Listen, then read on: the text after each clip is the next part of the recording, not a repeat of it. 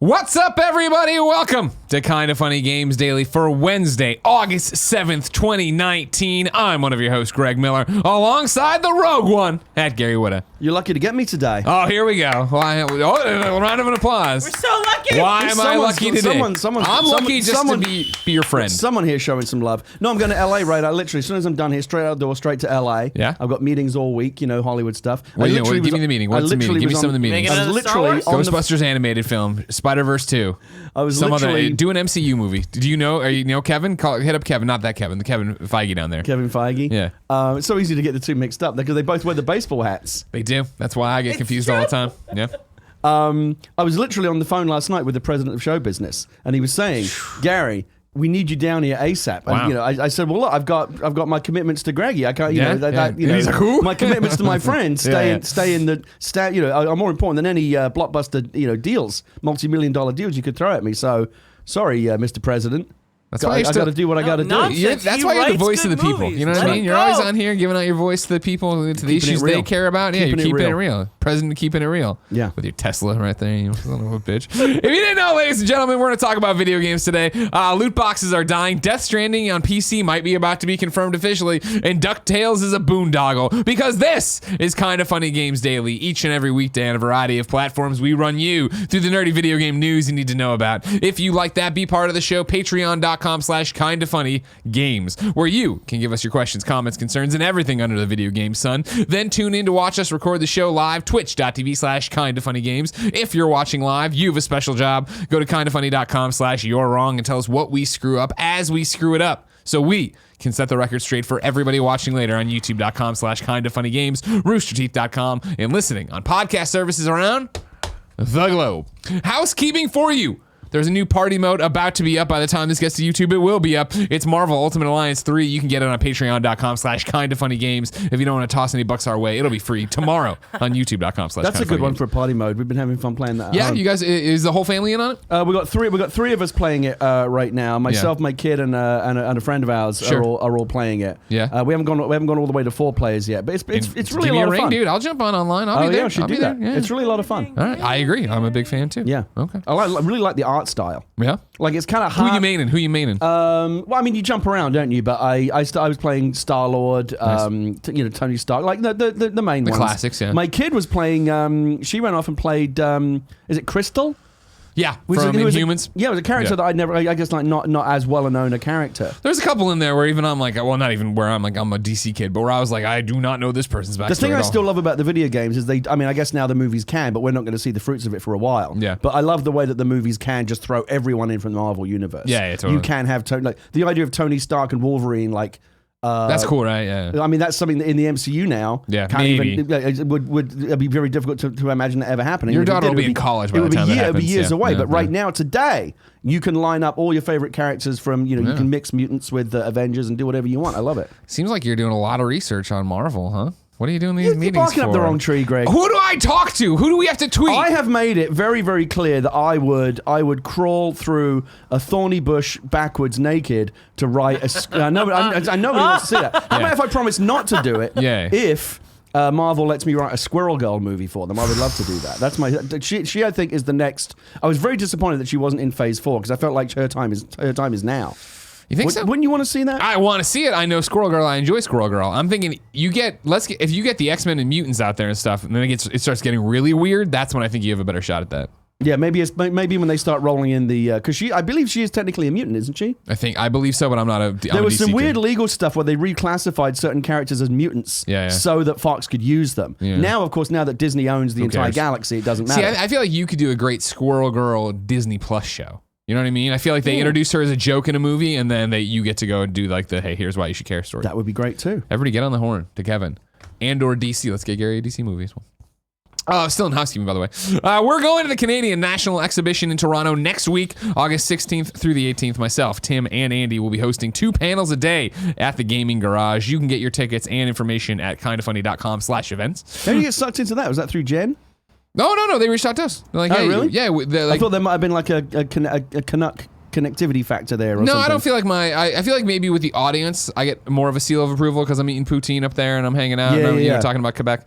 But no, with these guys in particular, CNE, they were just like, they did gaming for the first time last year, I think, and it was more successful than they thought it was, so they wanted to get serious this year. You're like the Jerry Lewis of Canada. You know, like in France, they love Jerry Lewis. Sure. No, you didn't. You had no idea about that. I vaguely remember that. I mean, very Jerry Lewis is an old reference. Like David Hasselhoff's very popular in Germany. There you go. That's a much better You're the reference. David Hasselhoff of Canada. Sure. Okay. That's a compliment. I know it is. I'm not taking it as not being. Don't worry. I'm excited about it. No, they reached out. They wanted us to plan panels, so we planned 6 different panels for them. 6? Yeah, 6, 2 a day. Whoa. 3 of them just kind of funny shenanigans. 3 of them interviews with people like Nathan Vella from Cappy, the Drink Box crew, and then the final group I'm trying to nail down, but they keep being really squirrely about it. The first call was great. Then a vacation got in the way, and now it's just, I'm assuming it's happening. Otherwise, you'll see me up there talking to a paper bag. Thank you to our Patreon producers, Blackjack and Mohammed. Today, we're brought to you by Hims and RAYCON, but I'll tell you about that later. For now, let's begin the show with what is and forever will be the Roper Report. Time for some news. Strap in, we got 6. Give me some good. Baker's dozen. Give me some good news this week, Greg. I'm ready for some good, positive news. Gary, I like to compare you to, on this show, to a coal miner. You know, you're down there, you're breaking the rocks, you come up all dusty, and you come out every day, you do this one where you look up there and you have it being like, is it all worth it? I think the first 2 stories are going to show you that you're worth it and what you're up to. I'm ready. You got me excited. Number 1, Nintendo, Microsoft, and Sony commit to disclose drop rates for loot boxes. This is Mekena Kelly at The Verge. The 3 major video game console manufacturers, Microsoft, Sony, and Nintendo, have committed to requiring all publishers of games on their respective platforms to disclose the odds of receiving types of in-game items from loot boxes in future titles on Wednesday. The video game industry group, the Entertainment Software Association, announced the new initiative at a loot box workshop at the Federal Trade Commission. Along with the top console makers, a number of video game publishers already include drop rates, while others have agreed to do so by the end of 2020.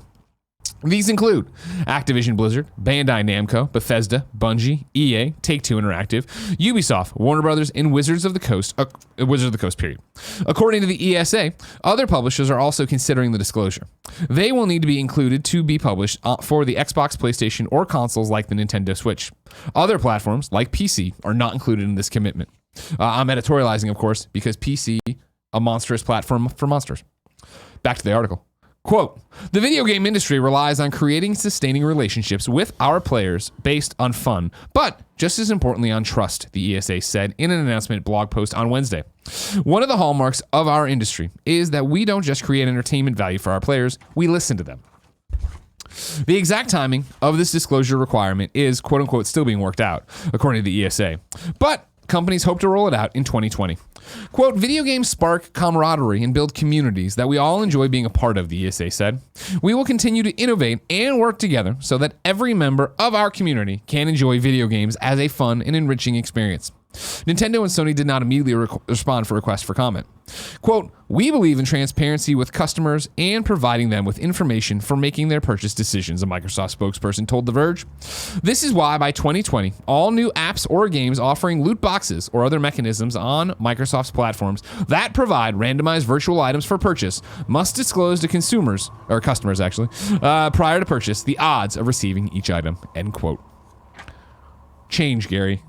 Well, led by Greg, you. I asked for positive news and you've delivered. That's what I do. That's what I do here in Kind of Funny Games Daily sometimes. It's actually been really dark lately, You've given but me it's good. just the tonic that I need this Wednesday morning.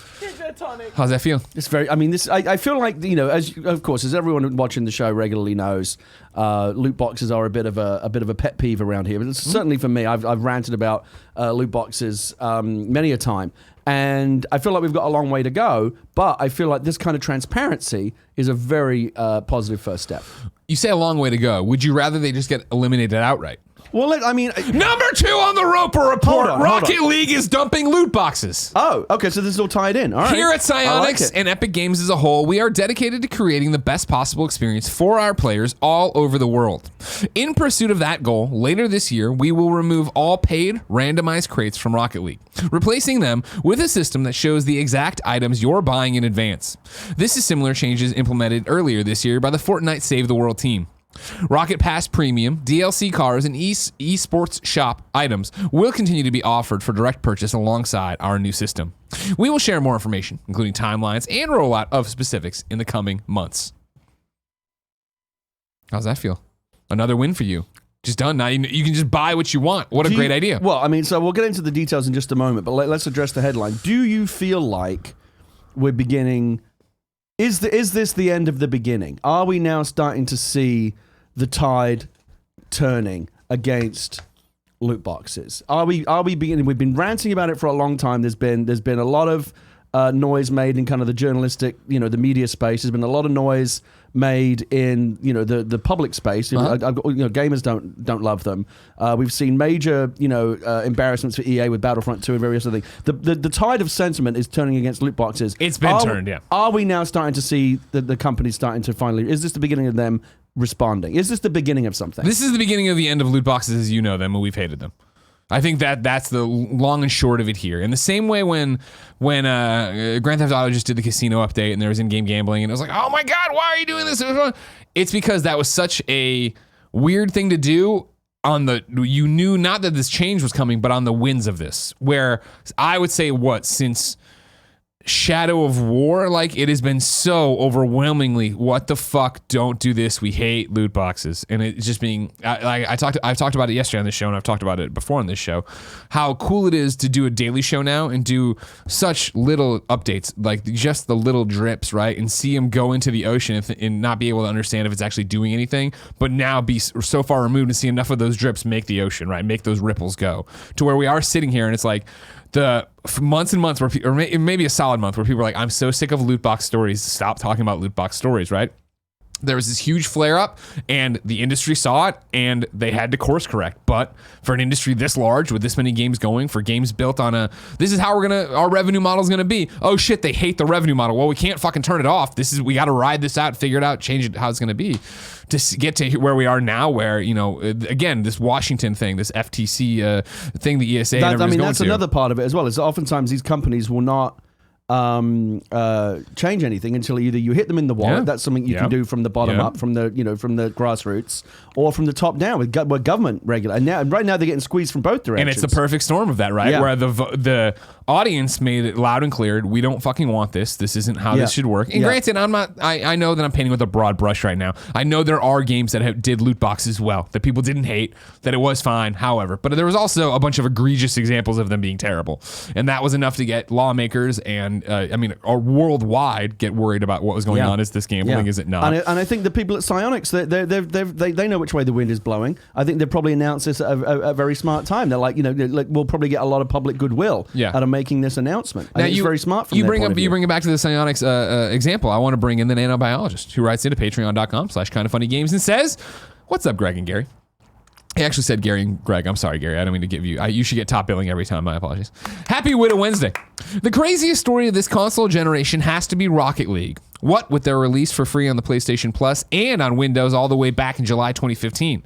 Since then, it has sold over 6 million units, has become a major esports staple, and is continuously improved upon today by Psyonix. Now, they're removing loot boxes.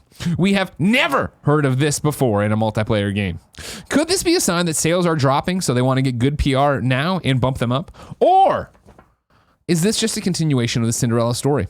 Also, do you think other developers will take the same approach with loot boxes if they see this plan really pay off?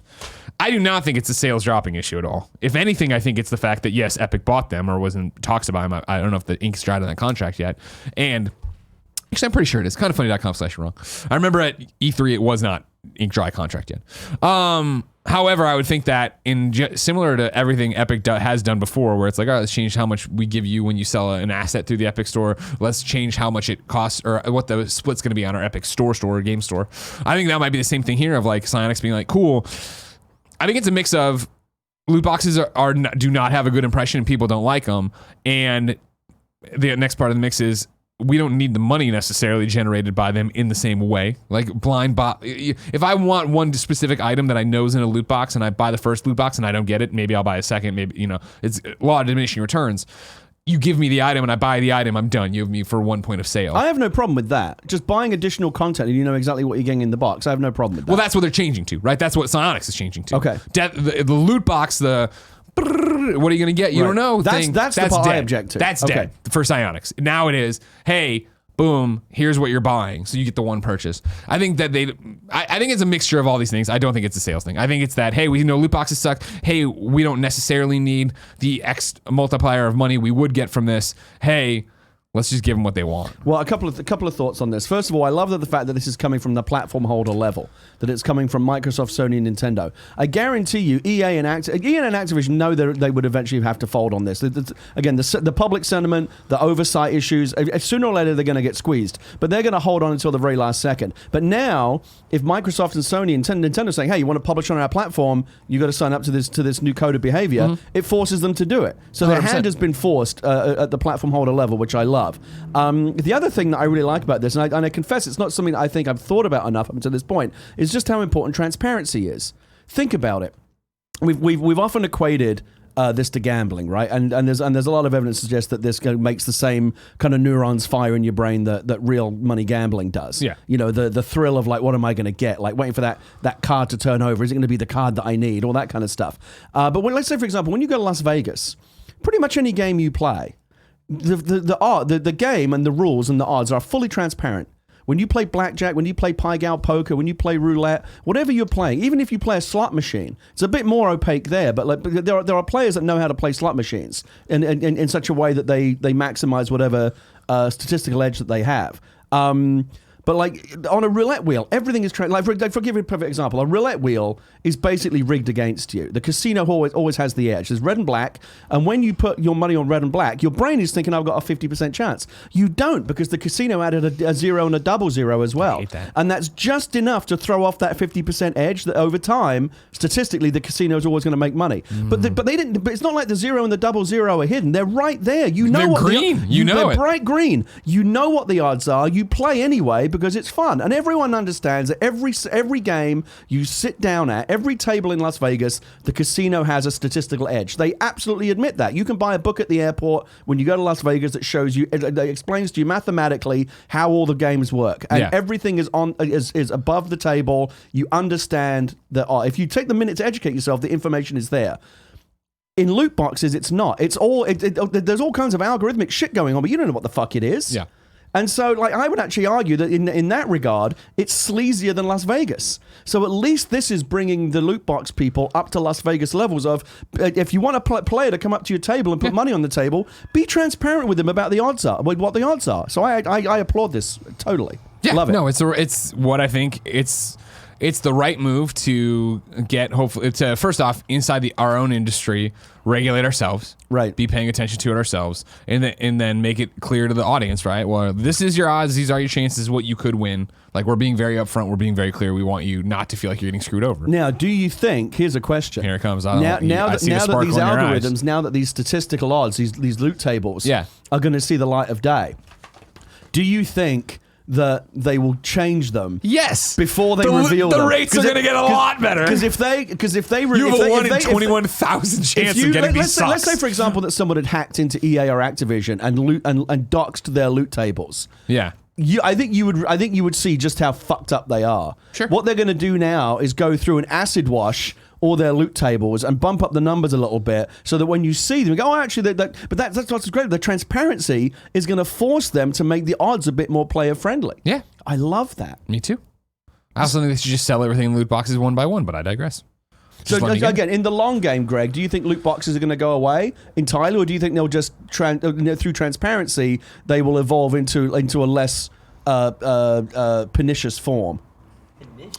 You like that one? You learn a new word every day with me, Kevin. Over time, I think they're gonna not go away. I think they're gonna lessen. I think there'll be fewer of them, right? And because I think that once you start getting the odds out there, it'll be a different thing. Because I think once you know the odds so many times too, it is a bit like, oh, then why am I doing this? Right? And it might actually be EA and Activision might say, shit. Well, now that the odds have to be more player friendly, and we're gonna again, you think EA is the casino, we're gonna lose our house edge, and that's where we make our money. And because they have to publish these loot tables, and if people see how fucked up they are, no one will play. I wonder if they'll just give up because they can't make as much because they can't gouge players as much behind this opaque door. I don't think you'll give up because I think it'll be like, okay, you have a 1 in 21 shot of getting this gear set or whatever the hell, this bandana, this item you want. And I think when people are going to start getting in their head then of like, okay, is it worth me doing it 21 times? I think it'll be that idea. And if you see, like, if you're getting things better, right? If it's actually happening where you're actually going through and getting it, I don't. If the odds are better in your favor, if you're, I think we can both agree they are definitely going to improve these loot tables before they reveal them. 1,000%. Which just tells you just how greedy and evil they were, right? There's a reason why they didn't publish these loot tables, because they knew that if people saw bad. just how, again, when you buy a lottery ticket, you know what the odds are. What is it, like 15, 16 million to 1? So you know what the odds are. They're shitty. I know they're pretty much every form of gambling, you at least understand what statistically you're getting yourself into. With these game loot boxes, you don't. So I love the fact that at least, and some games did do it, by the way. They're going to see some daylight. They're going to be sanitized by this daylight. Yeah. By the powerful UV rays of exposure. There you go. Yeah. The truth rays. The truth rays. Nanobiologist says the ink has dried between Epic and Psyonix. It will be brought to the Epic storefront by late 2019. Thank you very much. And then Matt the Wob also said, according to Polygon, the acquisition should have been completed by early June, but there have many articles that confirm it post E3. So there you go. I'm liking it. Number 3 on the Roper Report. Is the Death Stranding official PC announcement about to drop? This is Sherif Saed at Video Games 24/7, VG 24/7. Death Stranding may be about to get confirmed for PC. The official PlayStation 4 exclusives page on the Australian PlayStation site has seen a curious update. Spotted by Reset Era, Kojima's Death Stranding appears to have been removed from the list. According to the Wayback Machine, the list included Death Stranding as recently as May 31st. This sudden change may be strange, but it's not entirely surprising. Worth pointing out, I saw this on Era before I saw the article, actually. It's been confirmed now across, I think, all of the regions of PlayStation that it's been removed from the upcoming PlayStation exclusives page. The game's recently revealed official cover art does not feature the only on PlayStation branding standard in all PlayStation 4 exclusives. In fact, since the moment Kojima Productions announced his partnership with Sony, Death Stranding has always been referred to as a quote-unquote console exclusive, which essentially means PC is fair game. Again, over on Reset Era, in their thread, they have the original FAQ where it's like, they asked if it's going to come to PC, and they were like, first on PlayStation, eventually to PC. Despite this, the game was never formally announced for PC, but everyone assumed it'll end up on PC at some point. Landing on Sony's PlayStation 4 exclusives page may have been an error to begin with, but the timing of this discovery could indicate that we're getting close to an official reveal of the PC version. On the heels of that, Dapper Steven with a PH writes in to patreon.com/kindoffunnygames, just like you can, and says, the official PlayStation 4 exclusives page has removed Death Stranding from its page. This coming off the back of yesterday's new announcement that we're going to get an exclusive new look about the game coming at GamesCom makes it seem like maybe this exclusive new look is not that exclusive anymore. Great call on the Gamescom thing. We were talking yesterday about what do you do? It's obviously you're going to see a bunch of old content. How do you make it exciting? It would be interesting if at this Kojima came out, confirms finally a PC version of Death Stranding is coming later, right? However, Dapper Steven's real question is, does it matter? Does it matter, Gary, if Death Stranding comes to PC? Certainly matters to PC gamers. I know you don't give a fuck about them, but 100%. I do. I wouldn't. If I saw a bunch of PC gamers in a truck about to go off the road, and they were like, "Greg, throw that switch up there to change the roads," wouldn't lift a finger to help I them. wouldn't fucking do anything. You know what I mean? No, roads have switches too. No, you know why that truckload of PC gamers is going off the cliff, don't you, Greg? They're going to CompuServe to get better things. Probably a bad driver. Oh my God! Just end the show. Just end the show. Damn. Shit. He crushed that. Also, feel free to gift the terrible high five Gary and I did, which was, I think I high fived his wrist. That's the official white man high five. Yeah. Totally. But even do you think I don't think it matters. Like, that's my thing is, I think PlayStation's done this for a while now with certain games that they end up over on PC. I understand not your God of War, not your Spider-Man, but this is a second-party exclusive, which I know Insomniac would tell me doesn't exist anymore, yada, yada, yada.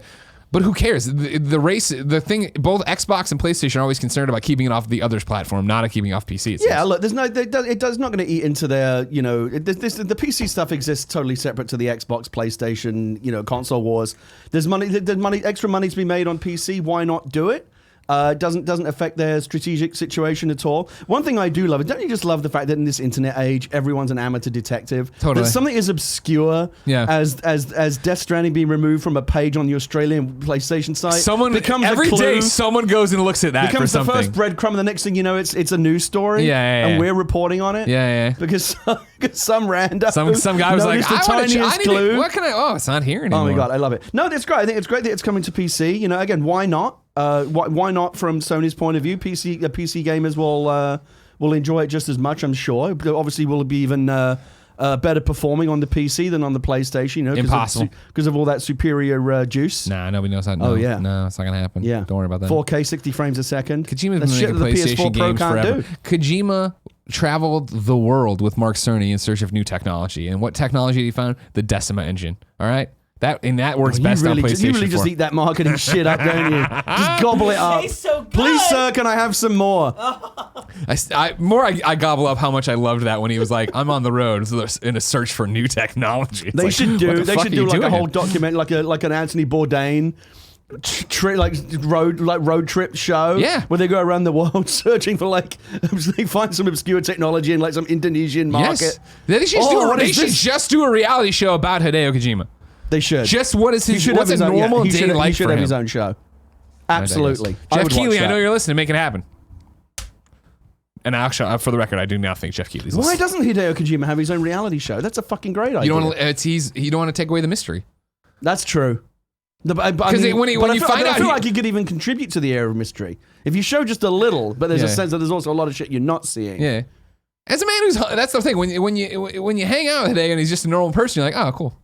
But then everybody still treats him like a god. You're like, no, that's cool. That's also cool. It's his air of mystique. Yeah. Not like you. You're a man of the people, Gary Whitta, a coal miner. I'm an open book. Number 4, strap in because we're getting into the territory where people are going to get mad. Ducktales is leaving digital storefronts. I'm going to start with Capcom. Capcom reports on their blog. Heads up, everyone. DuckTales Remastered is leaving digital storefronts in a duck blur and will no longer be available for purchase beginning August 8th, 2019. If you've already purchased it in the past, or if you buy it before the dates and times below, you'll still be able to access and play the game. Pogo jump your way for sad news, not sad, but depressing news. I wouldn't use so many puns in duck. Anyways, where did this story come from? It's on Capcom's blog. Okay. Pogo jump your way into Scrooge money bin while you can. DuckTales Remastered is getting a farewell price drop of 75% on most platforms before it gets removed from purchase. The game will be digitally available on the following platforms until Wii U, August 9th. I'm not giving you the times.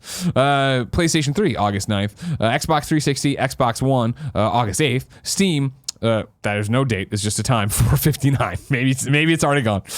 Disc-based versions of the game will install and play normally, and if you've already bought the game digitally, you'll still be able to re-download it even after it's removed too.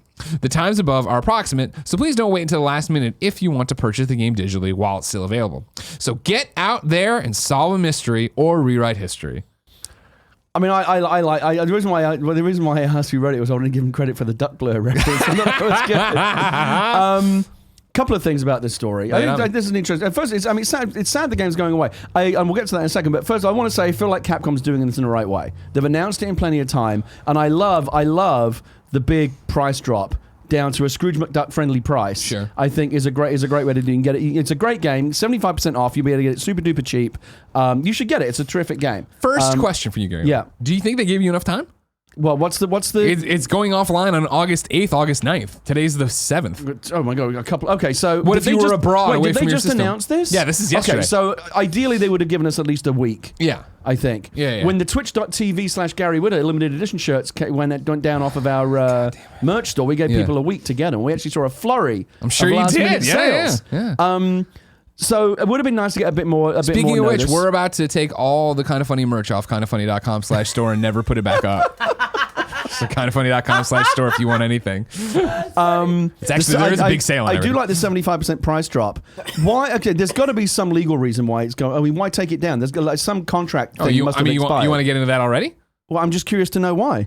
I think the writing's on the wall, right? Who owns DuckTales? Oh, of course, right? Disney. Disney is flexing. Did Disney just hire one of those suits who goes in and makes all the bad decisions and wants to keep all the money? Yes, they did. His name's John Drake. Well, that seems a little I, for one, welcome our new Disney overlords. No, I'm joking. We love John. Obviously, John's an amazing person. But honestly, this smacks so much of what happened with Marvel. It's only a matter of time. Don't forget now, the connection's been made. John Drake works at Disney. Yeah. John Drake could put the kind of funny name across the table at the He could put Gary Whitta across the thing. Get him out there. I already worked for Disney. I've done a bunch of shit for Disney. But now you want Marvel. But like John Drake could say, hey, you guys want to get into the space? You want to get into the nerd space? There you go. Oh, shit, I should stop being mean to John. Let's face it, if Disney buys Kind of Funny walked in here with a fucking fat stack of cash, sure, you would not be able to take that money quickly enough. Well, I think they'd come in and be like, hey, we want to start negotiations for the company. Sure, we start talking about it. Then they would go watch any video with Nick in it, and they would be like, we cannot buy this company. We need to buy it and close it and get rid of everything. But real quick, before we keep making jokes.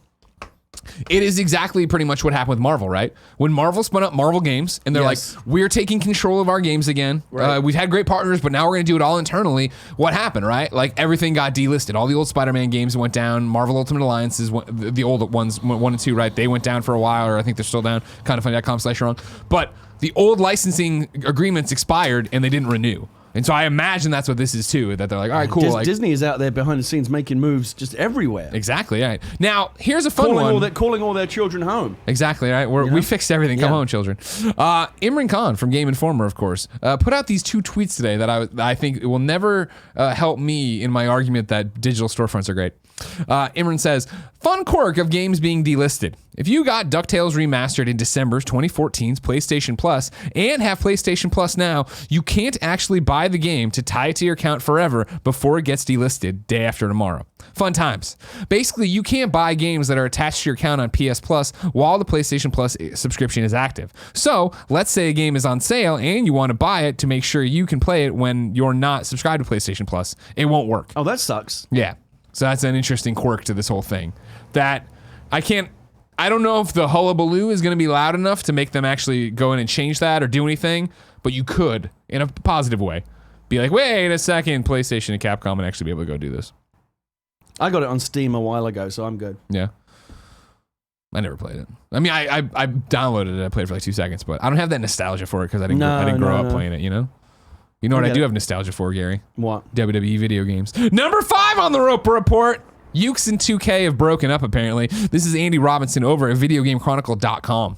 Japanese studio Yukes will not develop future games in the WWE 2K series. VGC understands, ending a nearly 20-year association with the wrestling license. WWE 2K20 will instead be led by California-based Visual Concepts, which co-developed recent installments in the franchise. The game's publisher, 2K, confirmed. 2K told VGC in a statement, quote, WWE 2K20 will be developed by Visual Concepts, who have worked with Yukes on the development of the series since WWE 2K14. As we've continued to invest in the WWE 2K franchise, we've seen the Visual Concept teams display incredible passion, talent, and commitment to the future of the series. We thank Yukes for their years of partnership and are excited to see what the Visual Concept team brings to the franchise moving forward, end quote. In a separate statement sent to VGC, Yukes confirmed the news and said that it plans to, quote, continue providing support to 2K with regards to the game engine, end quote. Earlier this year, Yukes confirmed it was working on a new original wrestling IP. Tuesday's news marks the first time the Japanese studio hasn't been actively involved with the creation of a mainline WWE game for almost 20 years, having worked on the series since 1999 SmackDown for PlayStation 1. A game I remember well, and a game I didn't hate, but I was like, this is nowhere good. This is nowhere near as good as the N64 wrestling games. Why didn't they just copy that? Of course, different developer, I understand. Now, Gary, would it shock you if I told you the people over at VGC had these same questions? They did an interview back in May with the senior VP of Yukes, Furuta. And this is what happens. As Senior Vice President Furuta confessed, Yukes has become frustrated with what it's able to achieve with recent WWE 2K games, and suggested that its relationship with publisher 2K Sports, American studio Visual Concepts, also contributes to the WWE 2K series, is partly responsible. Another contributing factor is the lack of competition in the wrestling genre, she said. Yukes' historical rival, WWE No Mercy developer AKI Corporation, effectively left the genre following the release of 2006 Def Jam fight for New York, the takeover. Quote, I think having no competitor isn't healthy at all, the senior VP told VGC. When we had competitors in the wrestling space, we were determined not to lose, and that was a great motivator for creating something great. Related, VGC speaks to Platinum Game. Oh, that's something I copied out there, sorry. But right now, looking at the market demands, players are expecting something new every time we release a game, and we feel like we haven't achieved that, what we've really wanted to do. For example, in many cases, we're still using old assets, and we're not able to do some things the way we want to. The senior VP said the studio may, quote, find a way to do things in a way that we want in terms of our existing relationship with the publisher. However, for the time being, its solution is to create its own rival wrestling IP. I'm very excited about all of this, Gary. Very excited. I know you're not a wrestling guy. You're not I used to really like wrestling back in the WWF days, back in the days of, the early days of The Undertaker and Bret the Hitman Hart Yokozuna. and Jake the Snake Roberts and, all that. I used to love those guys. Of course. As somebody who, I think, part of my love of games is so intrinsically tied to wrestling video games, I haven't picked up a 2K WWE game for more than an hour in a long time. Because you pick it up, you go in and it's like, oh, it's the same thing. It's prettier. This is a little bit better, whatever. And I bounce out. I think I played the new Fire Pro Wrestling World longer than I've played any 2K thing. Yeah, you were recently. really into that for a hot minute, weren't you? Yeah, it's a whole thing where I put like an entire weekend of work into creative characters, and then they put out a patch. It was pre-release. They put out a patch for the like day one, and then that corrupted all my characters. Oh. And it was that thing of like, I spent all weekend making these guys and doing their moves. Like, I don't feel like doing it again. I haven't had the heart to pick it back up. Anyway, so here though, like I miss AKI games so much. WWF No Mercy, WrestleMania 2000, WCW, NWO, all the N64. You ever get into those Def Jam games? No. They were more of it, but it was like, it's Def Jam, right? It's a property thing at some point too. I still don't understand how nobody's sat down and like, you know what, we're going to make a throwback version of it. Not the exact same, but like characters, but like same look, same idea, same systems as the N64 games, but for modern consoles. I digress. What I'm saying here is this is super exciting because I feel like it's very interesting to read this interview back in May where Yukes knew they were off of WWE or 2K20 and couldn't say it apparently. And they were talking about how upset they were that I totally missed and talking about how they're making their own wrestling IP. I'm very excited to see what they do without the shackles of WWE on them. Maybe it'll be an AEW game, which would be rad. All right. But exciting things are happening in wrestling, basically. And then finally, Gary, number 6. Borderlands has a bump. This is Rebecca Valentine at GamesIndustry.biz. The Borderlands franchise has seen a big bump in the last few months in the lead into Borderlands 3's launch in September, with Borderlands 2 reaching 22 million units sold. 22 million units. That's up 20 million. That's up from 20 million units back in May. In total, the entire franchise has sold 48 million units, up from somewhere over 43 million units, again reported back in May. Alongside the sales push in the months ahead of the launch of Borderlands 3, some of that likely stems from free DLC added to Borderlands 2 to tie the story into the next game. And it's particularly due to the success... partially due to the success of the back catalog that 2K has upped its guidance for the full fiscal year as it predicts strong sales for Borderlands 3. Quote, I think the sales boost is a reflection of the fact that the Borderlands IP is stronger than ever, even though it's been 8 years since the last release, said Take-Two CEO Strauss Zelnick to GamesIndustry.biz. Quote, I think there's a whole new generation of consumers who are super excited about Borderlands. That bodes well as we head into the September release. We'll see how it does, but we feel really good, end quote. You excited for Borderlands 3? I've never really been a Borderlands player, but I'll give this one a try. Play it on PlayStation 4. Join me and Fran. All right. Okay? No, I'll do it. Okay, play PS4. I'll see you there. We shook hands. We'll get it right this time. It's going to be you. It's going to be me. It's going to be Jen for sure. Okay. Fran, how many people can you have? Are you in? How many people can you have in a squad? It's a four-person squad. Fran's gonna end up on PC like a moron, so it doesn't matter. He didn't for Destiny. No, he plays Division. He plays on Destiny. He plays on PC. You're right. Division. He played on PS4. I think he played a little bit of Division on PC as well. Like he's one of those guys where he wants to get out there. Fran is hardcore into Destiny, so he's going to want to play that on the best platform, which is PC. But Fran is so much fun to play with. Can you not afford a PlayStation 4 Pro? You know what I mean? Come on. Best place to play, right? Power to the gamer player. I don't know what the hell's going on. I'm super stoked for it, and I think it's that interesting. Just this weekend, I don't know if you saw my very popular Instagram post, but I put up the new games Guardian case, and I was playing on that one. Jen was playing on the TV. We were running the Borderlands 2 DLC that leads into Borderlands 3. That's what I was trying to figure out what you were playing. Very excited, because this will be my setup for Borderlands 3 as well. All right, I'll get it on PlayStation. We'll get this one right. Yeah, but they've been talking about doing crossplay, right? in a way, they've been talking about it in the way of, we would love to do that. It's always Gearbox being like, we would love to do that. It's a 2K thing for them to figure out since they actually are the publishers kind of thing. I'm going to get it. This one, we're going to get it right. You're on PlayStation. I'll be on PlayStation. We'll squad up. What are you doing September 13th? I don't know. Why? It's a Friday, and that afternoon, it's launch day. That afternoon, I'm going to stream from here. Just chill on the stream. You're invited to that too. No, I understand, but I'm just saying, like, let's have some perspective. Like, there's a good chance that day things are going to be screwed.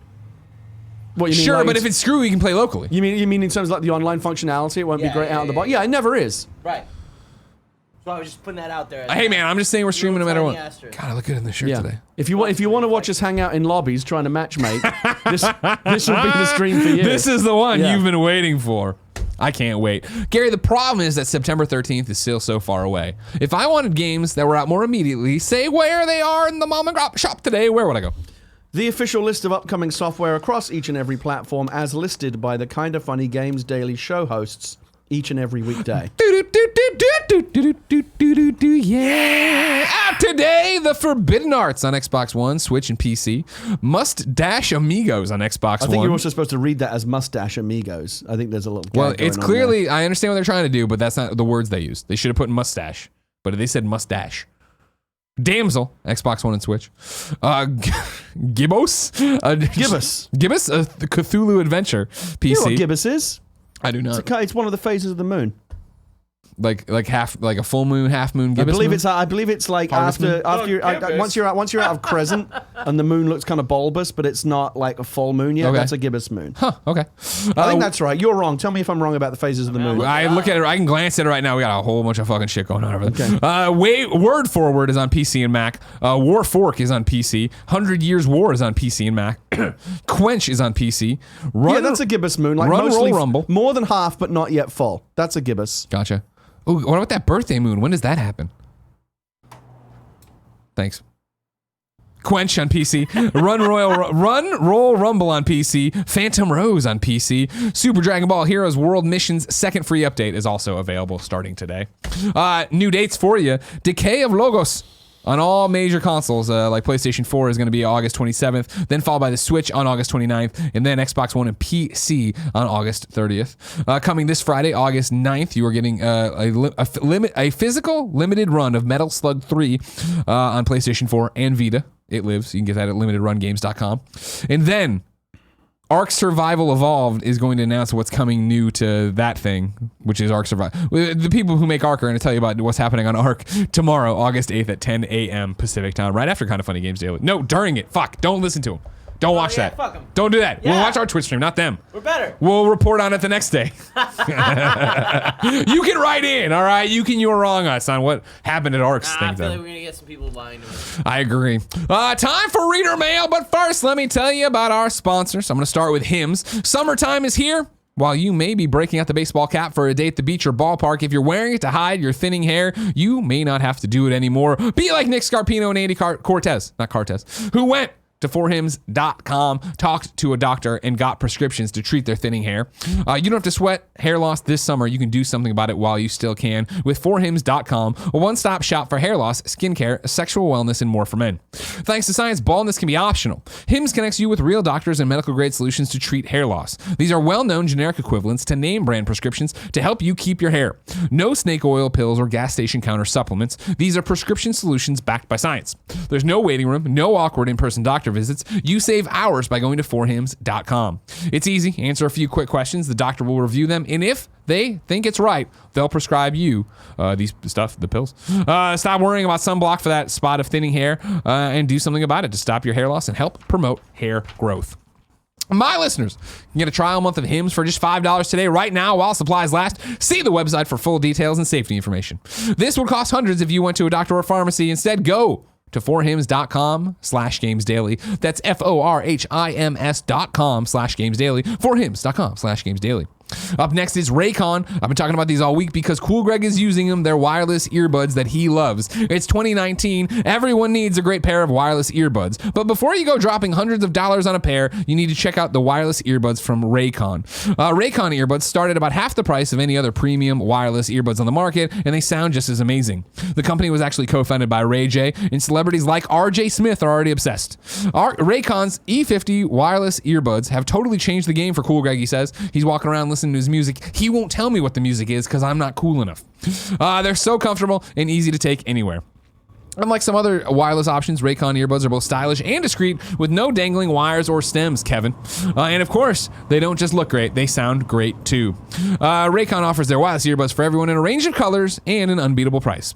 Go to buyraycon.com/KFGames to get 15% off your order. That's buyraycon.com/KFGames for 15% off RAYCON wireless earbuds. If you've been eyeing a pair, now is the time to get an amazing deal. One more time, buyraycon.com/KFGames. Games. Stooge writes in to patreon.com/kindoffunnygames and says, hey guys, I literally haven't played a game released this year yet.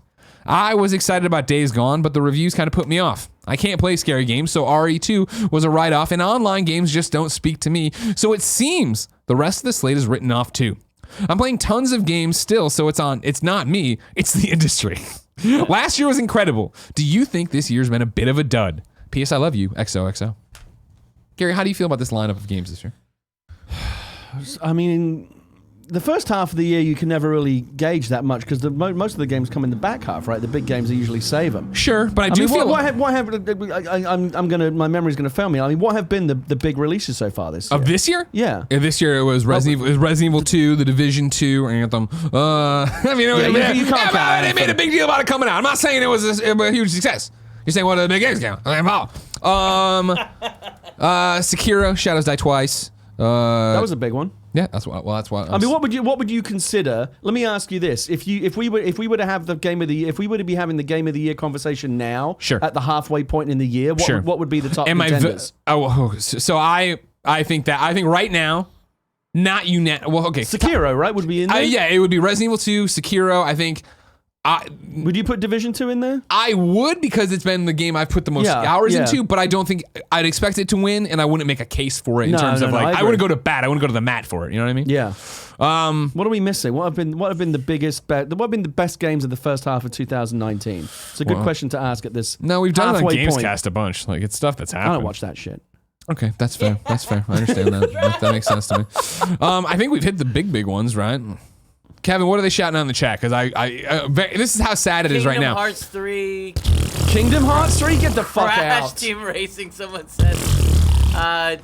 Devil May Cry 5. There you go. That would be up there. People, Sekiro, real quick, Devil May Cry 5, Resident Evil 2. I feel like this Fire Emblem. Yes, Fire Emblem. Yeah, but even then, Mario Maker 2. First half of the year, Fire Emblem second half of the year. Cine D says fuck you. I don't know who that was. Probably because I was going over all these Kingdom Hearts. It's because I just insulted Kingdom Hearts fans. Tetris 99. Wait, what? No, Tetris 99 was at Dice. Yeah. Oh, Dice Wars was this year. Yeah, okay, good call. Tetris 99 was this year. Here's the thing: is I agree. Dragon Quest Builders. I agree with Stooge. What do you agree with? That for me personally, it hasn't been a banger of a year. Last year, I felt like was a banger of the fucking of a year. Yeah, but how many of those games came out in the first half of the year? God of War. Okay. Right, so I mean, you already had that. Spider-Man and that was the second half of the year, right? Monster Hunter World is where it started. So it's Monster Hunter World. It was Celeste, right? It was God of War. I'm cheating because I can't remember any of my fucking dates and stuff like that. I mean, I felt, and I think it's a personal thing where it's like. I loved Resident Evil 2, right? Right now, if I had to make my argument for Game of the Year, I haven't played enough Fire. Again, let's keep it to the first half. Keep Fire Emblem out of the conversation, because I know I need to play it. When did Assassin's Creed Odyssey come out last year? That was more of a holiday game. Year, right? That was fall last year. Again, all the really big ones come out in the fall. So the first half of the year is always tough to judge. That's why we got spoiled last year. Occasionally, you do get a big one like God of War in the first half of the year. Yeah. That's the thing is, I think we got spoiled last year with having bangers. Yeah. But I can understand the ones this that we year. just listed out, that's not a bad lineup. But Sekiro, Devil May Cry 5, Division 2, Resident Evil 2, Mario Maker 2. There's a bunch of good games. This is the thing where I think, again, it comes down to just personal preferences. Yeah. Where I think I'm in the same boat as Stooge, where Sekiro isn't for me. But you have that Mario Maker 2 same conversation at the end of the year when you do the Game of the Year anyway. Personal preference is always going to I know. Part. But I'm just saying, I think that's why, I think last year was for people like myself, right? Of like, let's have some awesome single player, third person adventures, action games, right? There's Yeah. a bunch of cool shit happening. Yeah. Celeste was something we hadn't seen before and was really radical. Yeah. I mean, what, Katana Zero was this year, Kev? Yeah. Like that was, And there's a bunch of sleeper games like Plague Tale Innocence that my wife really enjoyed playing. That was I'm not a great saying there's game. not great games out there. I'm just saying I agree that I feel like it's been a flat year. Yeah. For me personally. Yeah. But hey, we got Borderlands. Yeah, it's not that the games the first half of this year were worse. They just it was a selection of games that suited your tastes less well. Yeah. Okay, that's fair enough. And also I think, yeah, like again, God of War, War, like pretty unanimously game of the year last year, right? And if it's not, it's Red Dead. So I mean, to have game of the year God of War. that early. I'm just saying, I understand where they're coming from. I don't want you to keep yelling at me, Gary. You know, I'm not yelling. Yeah, okay. You raise your voice. Don't. David Scott wants to continue the conversation we were having there, Gary, about are we making a difference? You ready? Go on. David Scott wrote into patreon.com/kindoffunnygames and says, hey, Greg and Gary, after crunch was being discussed yesterday and speaking to if it gets better after a game releases compared to right before a game releases, I decided to chime in. I've worked at multiple AAA game studios and have seen a couple different crunch trends. It seems that with games that take longer to make, the crunch usually comes at the end leading up to launch. But with games as a service, the crunch is almost always there. Having 2 to 4 week content cycles with some games like Fortnite or Apex, the crunch can be extremely heavy almost all of the time. Now that games as a service games are becoming more popular, do you think crunch will continue to be an issue in the industry? If you could do one thing right now to help crunch, what would it be? I mean, off the top of my head, with these games, and obviously this is the direct, Fortnite, Apex, Anthem. Sorry, I can't even say it without having a little laugh. Hey man, the update yesterday was supposed to be pretty great. Keep them coming, Greg. Comedy gold here on Kind of Funny. I saw Fran trying to get a PC team together last night. I was like, all right, Fran, God. get out there. The tumbleweeds through the lobby. So one thing that I would do, and I hesitate to say this because I suspect this seems like such a no-brainer idea. I suspect studios already do this, but in this increasingly common trend of games always basically being on crunch because you're always hitting the next 2-week content cycle or whatever, rotate the teams around so that it's not always the same people on crunch. Yeah, you know what I mean. Like totally. They must have people that are like whatever the crunch team is. They're only on crunch like once every few weeks or something. You'd hope so, right? And then you rotate out and that's to duties that are less crunchy. Does that make sense? 100%. And you would hope that that's how, in general, this works in terms of this games as a service content, where it is a baton being passed, where hopefully, in a perfect world, one team is working on the next month's content for 3 months before that happens, right? And so then as you're on a 3-month cycle rather than a 2 to 4 week cycle. Yeah. That depends how big the team is. And it doesn't work if we're just level designers. Then cool, I guess you're spending time hopefully getting way ahead of it instead of what it's complicated. It switches. It does all these different things. To David Scott's question, I don't think I'm the guy who can tell you right now if I could do one thing to help crunch, what would it be? I don't know it inside and out of. What I would probably do is if I could, and I'm waving a magic wand, that there is like a full stop where Fortnite and Apex and everybody else can be like, hey, we're stopping and going to be not doing content for a month to figure out what a way to do this and make it sustainable and not kill everybody, right? If it's out of control. Because Apex comes up in this conversation a lot, and kindoffunny.com/you're wrong. Send me links. I remember Vince being like, hey, we're running it differently and there's longer time between our seasons because we don't want our people constantly crunching. I thought they were working against that. And I'm sure there is still crunch. I mean, the worry, and I'm sure this is why there is constant crunch. And I'm not saying I'm not saying that I personally advocate for this or believe it, but I think it's what people inside the production teams of Fortnite or Apex or the bean counters might worry is that when you create a situation where people are so used to Fortnite's putting out new events all the time, new content every day. If they take a month off, how many of those players are going to lose it? Because they're constantly give me more. That's why what I just said won't happen. If you turn that spigot off, how many of those go away and don't come back? Totally. That's why what I said will not happen. But I'm talking about magic wand waving, right? Right. David says, now that games as a service are becoming more popular, do you think crunch will continue to be an issue in the industry? Crunch in some form or another will always be an issue, I think, because it's always going to be. It is voluntary, but it's not. Obviously, we talked with Rico yesterday about unions and voluntold versus volunteer. I do think that very similar to the loot boxes, though, the fact that we keep talking about crunch and we keep talking about workers' rights and we keep talking about treating people better, I do think we're on the path to making that a thing. I think even yesterday, I don't know if you caught it, Rockstar changed a whole bunch of stuff for their testers and their contractors. Yeah, I saw the Jason Schreier thing about that, and it's look, as these games evolve into more crunch-intensive production cycles, the personnel management has to evolve with it, right? You've got to work smarter, not harder. And this is going to be the big job of kind of the top-end producers of these games going forward. A big part of it is not just how do we deliver the content, but also how do we do it in a way where we protect our teams. Yeah. That's got to be part of the equation now. Agreed.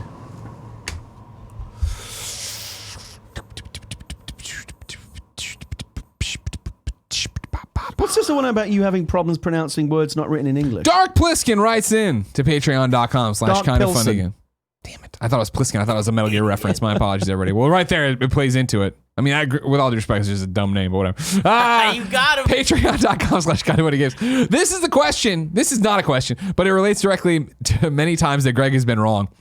He wrote into you're wrong, but I liked it so much I crossed it over. Don't do this because I won't do it from here on out. Don't try to trick me. Does Greg truly have a problem pronouncing any word not written in English, or sometimes written in English too? Or is it just part of the Greg Miller fun character? I don't mean to be offensive. It's a legitimate doubt. Thank you for the laughs you bring me every day. How did this come about? Oh, I don't know if you've ever been on the show before. When I get to a word that isn't in English, I stop for a second, take a deep breath, and power through the best I can. Do you have like noticed this? Do you have like noticed foreign this? language dyslexia or something? Like what's going on I think there? so. Sure. I mean, like I think it doesn't. It's one. Yes. Is it a pronunciation issue or is it passing the word that's? It's the a problem? pronunciation issue. All right. It's me getting to the word and not wanting to fuck up somebody's name. It's always a name. It's always a Japanese name, and it's the problem. Not a problem. Way back at IGN a long time ago, Pear was like, "Oh, was long before being on camera. I was having a conversation. I mispronounced the name, and Pear was like, "Oh, well, in Japanese, it's usually like they usually break things up into like 2-letter segments or 3-letter segments, right? And that's how you're making your Yoshida, right, for Shuhei, right? Right. Okay. And like so, it's like, oh, I got that. So that's how I still, when I read a name in Japanese and I'm reading an article, I get to it. I'm like, oh, okay, Yoshida, right? That's me reading internally. When I get to an article here with you guys and I'm in the middle of a role, I'm doing really great, and I get to a word I don't understand, I stop and I think, oh, let's break this up into 3 things. It's just, I just don't. But that sounds like it's a comprehension issue. Like you reading the word is a problem, not saying the word. No, it's the pronunciation. Reading the word I get to, and like usually, I mean, when I read in my head, why would I have all the time in the world to sit there and think about how it would be pronounced or not think about it. Don't you speak a bit of French? Huh? Don't you speak a little bit of French? Un peu. Not true. He's lying. You posted something when you were up in Canada with Jen. You were talking about how you were doing some speaking in French. Yeah, I ordered the Timbits, right? I ordered un café noir, 10 Timbits. Like, I mean, like that, but like, don't get me wrong.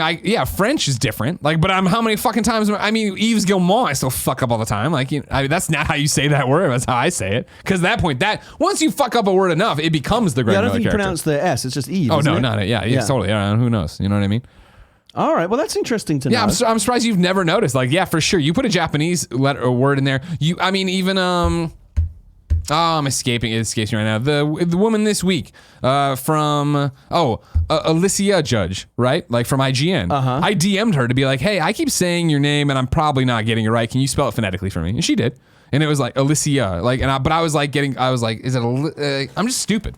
I'm just an idiot, Gary. Yeah, I mean, I think I was raised and educated to write. I am meant to write the news, not read the news. I don't fucking know what I'm doing. And yet here you are as an on-camera personality. I know, right? And you'd think I've got 500 and some episodes. You think I would have gotten better at it. I have not. Because it's a level. I'm a lovable. It's only oaf. foreign language words that give you this problem. No, there's plenty of English ones I fuck up too. Like you caught me today. I blurted one out the wrong way, and then Andrea a couple days ago caught one. Roof. You just can't say roof. I'm up on the roof. But a lot of Americans say roof. That's just a weird Chicago, American baby. thing. Chicago. Milk. You know what I mean? No, Malk. Nobody says. Only Tim says that. Malk? And you say McDonald's. Yeah. We all have our own little quirks. Everything Gary says I can barely understand. Oh, you got a name right in the Star Wars, ain't I? He sounds so pretty. I still think we should do that thing where you bring on that cardboard cutout of the Queen and have her on We Have Cool Friends. I'm down. And I'll be under the desk here. I'll do the voice. Oh my God! You didn't say that. Oh my God! That's a shock, Mike. He doesn't have to be. I know. Yeah, you can sit over there. Do you sit at when we Kevin's desk? tweeted about it, somebody, I think it was on Instagram. Yeah. Somebody replied because you posted a picture of a cardboard cutout of the Queen for Lucy James's birthday. Yeah. And I said you should have that cardboard cutout on We Have Cool Friends. And then someone else responded, "Oh, and Gary should do the voice." Oh my God! Yes, I didn't realize that was. I only saw it like me just talking to the cardboard cutout. You only see verified comments, don't you? You don't read the unverified ones. You know what, Gary? One day you'll know what it's like to be me. Heavy as the crown. All right. So a little from column B there on the pronunciation things. I am a big dumb idiot. I try to be better. But I then have to talk and keep going. And I talk fast already, so I can't even keep up. Cafe Noir D's Tinbits. Oui. Tabarnak. It's like a fucking language masterclass over here. Hey, you know what? Some Rosetta Stone shit. Throw away Duolingo. You just need Kind of Funny Games right. Daily. I'll teach you something every day. I want one more question, Gary. I haven't looked ahead here. What do you got? What else do you got? Oh, here we go. JBR writes, and it says, "Good morning, Greg and Gary. On Kind of Funny Games Daily, you guys talk about console games, PC games, and mobile games. What do you think about board games? Do you play them? What kind of board games do you like? Some of my favorites are Settlers of Catan, Game of Thrones Risk, Pandemic, and $1 Million Butt. P.S. My brother doesn't really listen to the show much, but when Gary is on, he is much more engaged." There you go. Yeah, you bring in the views. Board games, Gary. How you feel? I feel that personally, when I play board games with my kid, again, because she's younger, I like to play the old school games. I like to play Battleship. Monops! I like to play we got Monopoly for kids, the kids version, Junior Monopoly. She'll never learn. But we like Connect 4.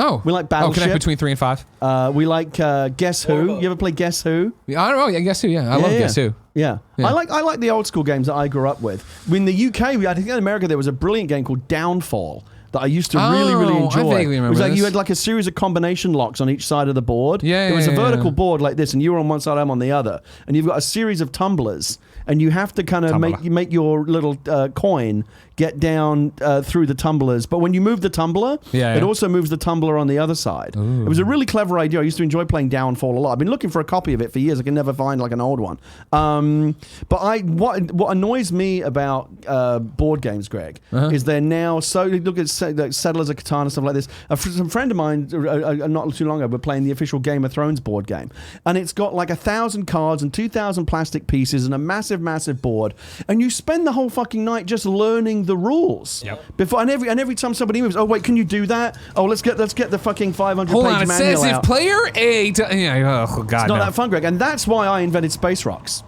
because Space Rocks, here we go. the game that has no rules, is the perfect antidote. The perfect antidote to this threat, this cancer, this malignancy of board games that have way too many rules. Sure. Space Rocks is the simplest game out there, and it takes you that long to learn the rules. Get the rocks. Because there are none. Just get the rocks. Yeah. Just get the rocks. And the person at the end of the game with the most rocks wins. And I'm going to tease it right now. As you can see, Breaking news, everybody. As you can see, I'm wearing a Space Rocks t-shirt. You can already buy this t-shirt. Go to etsy.com/shop Legion, and you can buy the official Space Rocks t-shirt. What's that? Nothing. Etsy.com/shop/ or you can also go to legionofgary.com. Legionofgary.com probably easier. Yes, but it might, because we fucked up the URL, it might tell you that you're going to a malware site. I promise you're not. Well, I mean, maybe. Who knows? Every so often, the Kind of Funny .com certificate will expire, and that'll happen too. Right. What are you trying to get from me? So I just want right now it works. It works. Right now, yeah, go to legionofgary.com. You can get the official Space Rocks t-shirt. There it is, right there, online. Designed and made by my lovely wife. Wow, Leah. 11 admirers. That's pretty good. Oh yeah, 11 admirers. $26, free shipping in the United States. Wow. We priced it very favorably, and I'll give you a little bonus. It goes all the way up to 4X, and it doesn't charge you anymore. You know when you go to the store, you buy an XL or a 2X. There's more fabric. I usually wear an XL. Sometimes I wear a 2X based on how the shirt is cut. This is a 2X. They charge you more. Oh yeah. There's a fat tax that you've got to pay. I know. We don't do that. Fabric. Whether you order a small or a 4X. It's the same price because we don't tax you for being Man fat. of the people, Gary That's Whitta. right, man of the people. Now, but that's the t-shirt. I want to tease. I'm not going to give too much information away, but there is a major Space Rocks announcement coming that I'll be very excited to share with you all very soon. It better be the Dreams level I encouraged you to make back in the day. it's bigger than you that. said, Bigger. Jesus. Bigger than that. Good. Stay Lord. tuned. Everybody stay tuned, all right? So I mean, do you play a lot of board games? No, I don't play board games at all. No, you don't? Too nerdy for you? No, it's not even. Well, no, it's not a nerd issue. It's just like it's exactly what you described, where it's a passion issue for me. I'm passionate about video games. People wrote in. We did Harry Potter review yesterday, right? Yeah. People are like, oh man, it sucks Greg's not on this. It's like, no, you need to understand. Like, I liked the Harry Potter movies when I saw them, loved them, had a great time with them, right? And I'm not even knocking. If you have paid attention, you know this already. I do not want to rewatch those movies and spend 2.5 hours, 3 hours every Sunday watching them, right? Because that's just not what I do. I don't like watching movies sometimes when they're new. We don't have cable. I rarely watch TV. That's very specific shows. If I'm sitting at my couch in the few hours I have in my house, I want to be playing a game. And so it's the same, a video game. It's the same way where board games like the jump through the hoops of learning this thing and doing the thing, but I'd much rather party up and division So you with and Jen people would never run like bust out a little tabletop game? Well, play? for her birthday, I bought her a subscription to huntakiller.com. Are you familiar with this? No, what is that? If you listen to murder podcasts, you are familiar with it. It's not a thing where they send you like a box from a serial killer. Is it one of those kind of things? They send you a box of evidence. Okay. And you're trying to track down who the killer is kind of thing. Right. We got it. I was like, this is a great idea for your birthday. We'll sit there. We'll drink wine Solve and the do it. clues Yeah, and stuff. exactly. They continue to pile up next to the wine You're just cabinet. not doing it? No, because we want to play games or we want to go out or we want to do this. We want to go through. It's just like, that's not what I'm But it's drawn to do. surprising to me as someone who loves games. Yeah. I feel like if you love video games, you probably love games of all types. You go to PAX. PAX is a great video game convention, but it has a huge board game section. Well, the overlap is huge. I'm surprised that someone who loves games as much as you, that love doesn't extend to like a tabletop or a board game or something. I think you got to pick your passions, right? It's the same thing of like every comic book shop I ever went in, there was a bunch of kids at the back playing Magic and HeroClix. Magic I never picked up. HeroClix I played very casually. You never played D&D in high school or anything? No. Yeah, You weren't that kind of nobody I nerd? knew. I mean, we went to. I went until college. I went to a Catholic school, so we weren't going to let the Devil's game in. Do you like All right? board games, Barrett? Fuck yeah. Yeah, see? Yeah, you want to be a huge loser like Barry? You know Proper what I mean? gamer over here. What do you Got him! Nail the dead to rights. What do you like to play? Get on the shock mic. Are we gonna keep talking? It's not like an actual board game, but it's Marvel Legendary. It's kind of like a co-op card game. Like a collectible card game? Not kind of collectible, but yeah, you're like building a team and you're fighting. There's you're like the cards battle each other? Yeah, Okay. yeah. It's pretty cool, and yeah, you like group together and you're like sat down with like a villain and like a situation, and you have to like adapt to whatever like you get and stuff. And all it is the cards. There's nothing else to it. Yeah, that's pretty much it. Yeah. Besides that, I'm blanking on a bunch because like I have a lot of friends from high school who love board games. So you like, won't ever play like Ticket to Ride or Catan or any of that? Ticket to Ride, I absolutely hate because I'm bad at it. What? Yeah, like my friends totally school me every time I play that. But I played like games like Arkham Horror and stuff like that. That I enjoy. But I'm never like. If you get the right crowd around a table, it can be really fun. Yeah. So yeah, I usually have to get my friends to pull me into board games like that. But D&D, ever play any D&D? No. I'm a simple board game kind of guy. Yeah, I like the simpler. That's why I invented Space Rocks, man. The simpler, the better. The less time you spend learning the rules, the more time you can play. Sit me down, it's like play some chess. a minute to learn, a lifetime to master. That's There you what go. I like. There you go. That's what Just I like like chess. to I love learn. chess. Yeah, It's great. chess is a class. You play chess, Greg? No, you a chess don't know how to player? play. So Can are you you play saying- chess? No, don't know how to play. You don't know the rules of It's chess. really No. easy. It's really simple. I'm learning something new every day about Greg, and it's I not just- all good. I just don't like board games. Chess is a board game. Would you play it if it was on your PlayStation? No, and it's been there before. Monopoly, yeah, hell yeah. Monopoly's that's the problem too. Is they just perfected it with Monops. So you're There's nothing saying else you Space need. Rocks I is think chess we should. I think 2.0? we should do a show where I teach you to play chess. Okay, I'd be Like, down turn for it into that. some Seasonal content. Seasonal content. Turn it into content. I'm down. All right. You ain't see me stop. Let's do it. Ladies and gentlemen, it's time for Squad Up. This is where one of you writes in to patreon.com/kindoffunnygames. Give me your name, username, platform choice, why you need help in a video game. I read it here. Best friends fine. You know the drill. Today, Alex Russ, a.k.a. Zero Syndicate, reaches out. He needs help on Twitter at Zero Syndicate, all one word. Hey, best friends, I'm moving out to Sacramento, and I'll be driving my way there. I thought since I'm making the journey, why not check out some of the local gaming scenes across the way. I'm trying to see of any fighting game competitions along the way. Under Night in Birth, Mortal Kombat 11, Dragon Ball Fighter Z, and Guilty Gear XRD Rev 2. Or heck, if you got a pretty sick arcade I need to stop at, let me know. So here's the trip. I leave Thursday morning and arrive in Omaha, Nebraska in the evening. I'll leave from there Friday morning to reach Salt Lake City that night, and then onward to the final stop.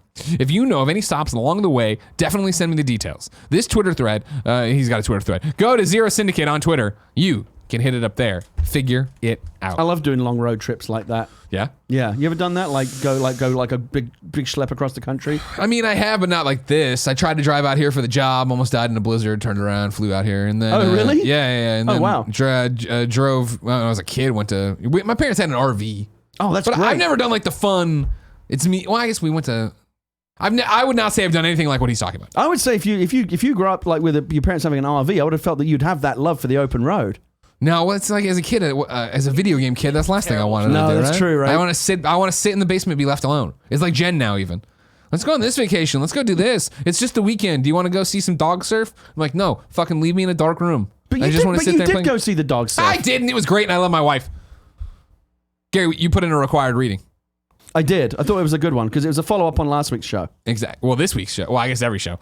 The title is Video Games Do Not Cause Violence, but Makers Do Need to Think About It. This is from The Guardian. Who is the writer? I didn't put his name down. My friend Keith Stewart, who's he's one of the head writers. He writes a lot of the Guardian's video game coverage. Gotcha. Also a very accomplished novelist. Okay. And he's a good guy. And he wrote a piece that was very much in tune with our conversation about Call of Duty Modern Warfare last week. So Right. Yeah, it brings up the white phosphorus it. stuff. Yeah, it does. There's a whole bunch of good stuff in here, so I would say head over there and read it because Do you put the link to this like on the YouTube page? It'll make it in the doc thing, but yeah, you can always just go to theguardian.com, find it there. Yeah, you'll find it. Okay. And then time for You're Wrong, which apparently we fucked up a lot of stuff. There's a lot of them. Let's see. What do we got? A got? lot of fixes, not even wrong stuff. Ill Grill Chill says in October 2015, Squirrel Girl does not identify as a mutant, but then in August 2018, they retconned her back to being a mutant, which is what you were talking about. Yes, that was a commercial decision, I believe, so that they could get around the legal. Just issues. how they canceled the Fantastic Four comic book when they didn't have rights, and then they got it back, so they brought it back. Right. Boris in 00 says there is already a live-action Squirrel Girl in development. Marvel TV is doing a new Warriors TV series with That is Lily correct. from She's the part of an commercials. ensemble, but I wanted to have her own thing. You could break her out of that thing right there. Yeah.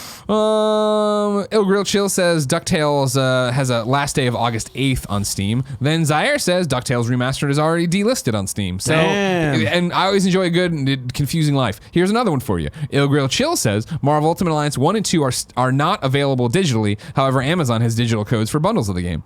Then somebody else had said that it is still on PlayStation. So who the fuck knows? Lord of Pwn says Ducktale Remastered is currently not for sale in the North American PSN. Are you sure you're looking at PS3 though? Remember, it's a PS3 game. I digress.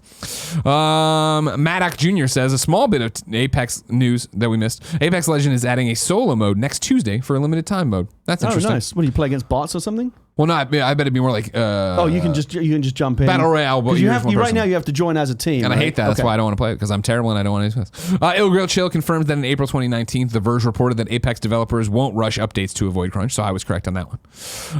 Ignacio Rojas says, to Greg's credit, he's only mispronounced my name once, ever. The first time he saw it. Ever since, Greg has nailed my name. Well, there you go. See, I learned once. Ill Grill Chill says Greg is not an idiot. I don't agree.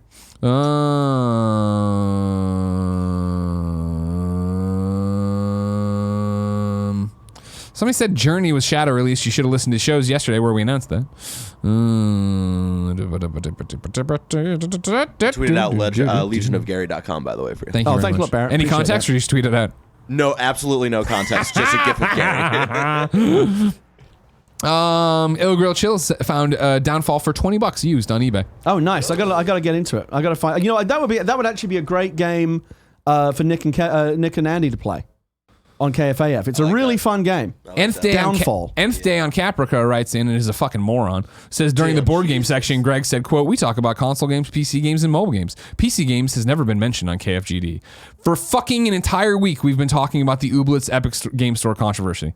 I will not accept that. You're wrong. I want you to go home. Find something heavy, drop it on your own foot. I'm not legally required to fix your foot.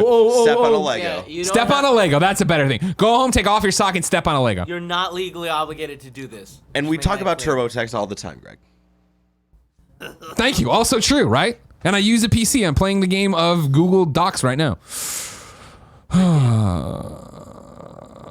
You weren't here for my brilliant PC joke earlier, Barrett. You missed it. Oh, I did?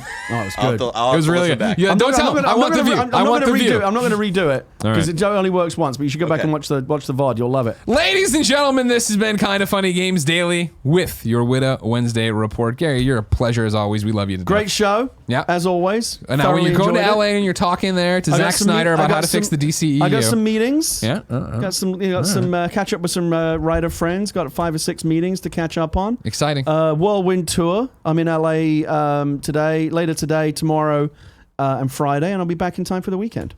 Good. Ladies and gentlemen, remember, 2 more shows this week. Tomorrow it's me and Andrea. Friday it's me and Tim. Remember, Gamescast is tomorrow as well, 2 p.m. Patreon.com/kindafunnygames. You can watch me, Fran, Andrea, Tim, talk about video games. Oh, Andrea requested that she and I host one more show. Oh, okay. Before she goes. Yeah, I saw I have an email in there about scheduling. We should so do I'll that. work We on should it. make that 100%. work. Yeah. All right. Until next time, ladies and gentlemen, it's been our pleasure to serve you.